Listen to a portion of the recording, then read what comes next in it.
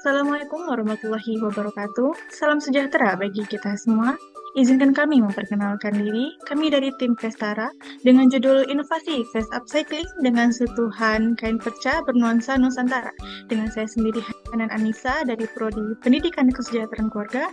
Saya bertanggung jawab sebagai produksi di Vestara ini dan rekan-rekan saya. Perkenalkan, nama saya Sandro J. Tambubolon. Di sini saya sebagai ketua yang bertanggung jawab dalam pengelolaan dan pengarahan tim Pestara. Saya Nadia Yasmin Nuraini dari Prodi Perpustakaan dan Ilmu Informasi. Saya bertanggung jawab sebagai tim pemasaran. Saya Kurniawan dari Prodi Akuntansi. Di sini saya bertanggung jawab sebagai pengelolaan keuangan. Nah, kain perca seringkali dianggap sebagai limbah tekstil. Tapi sebenarnya kain perca itu memiliki nilai potensi yang besar loh jika diolah menjadi produk fashion yang menarik. Dan tentunya ditambahkan dengan nilai Nusantara menjadikan sebuah simbol kebanggaan nasional dan mengingat keberagaman motif dan warna yang mencerminkan budaya Indonesia. Permasalahan yang terjadi di industri fashion yaitu menghasilkan limbah tekstil yang besar, termasuk kain perca yang seringkali terbuang, mencermati lingkungan, dan menghilangkan potensi ekonomi. Permasalahan yang kedua adalah modernisasi juga membawa budaya lokal terpinggirkan, sementara pengrajin tradisional kesulitan dalam mengakses pasar.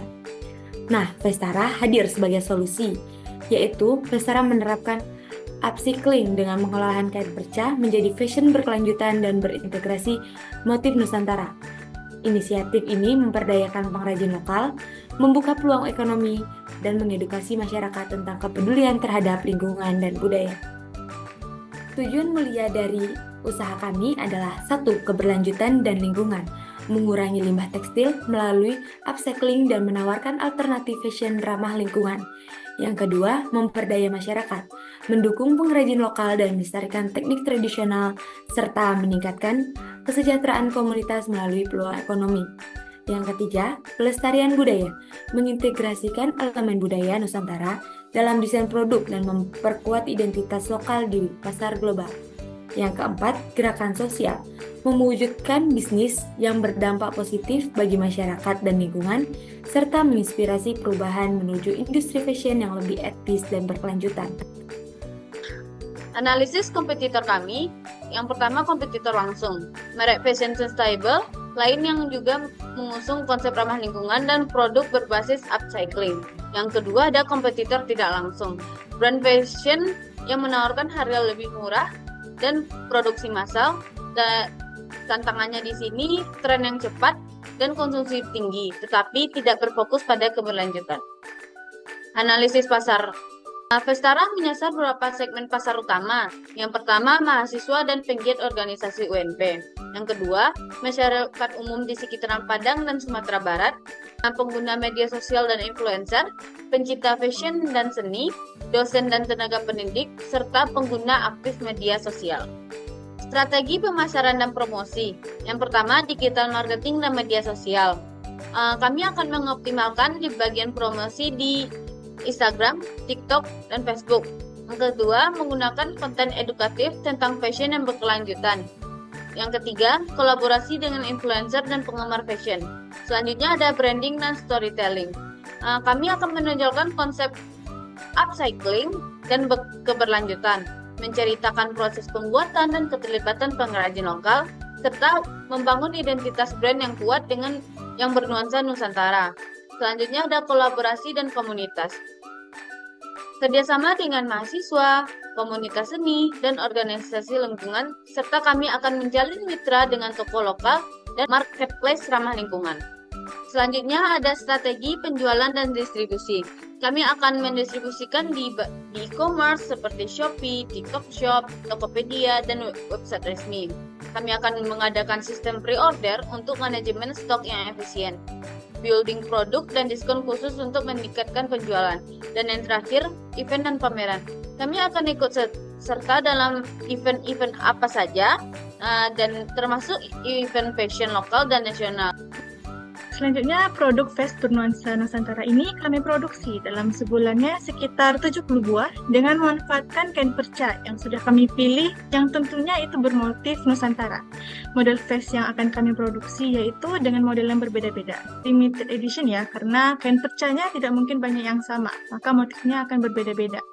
Selain itu, hasil akhir dari proses pembuatan vest ini kami pastikan akan sangat nyaman saat digunakan dan bernilai estetis. Kami juga akan terus berinovasi dalam spek desain, kemasan atau packaging, dan kombinasi material agar produk ini dapat mengikuti tren fashion yang berkembang tanpa menghilangkan nilai budayanya.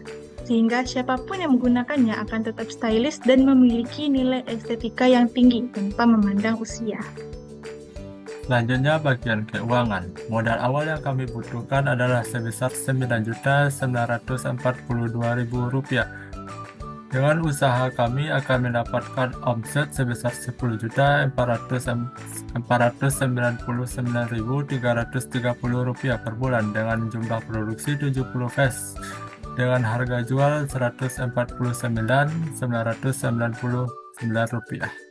Pendapatan per bulan sebesar Rp10.499.930 dan HPP sebesar Rp4.519.000 serta beban usaha sebesar Rp600.000 dengan laba bersih sebesar Rp5.380.000. Selanjutnya analisis SWOT. Yang pertama ada strength atau kekuatan yang meliputi ramah lingkungan. Dengan menggunakan kain perca sebagai bahan utama, mengurangi limbah tekstil, dan mendukung fashion keberlanjutan. Keunikan desain.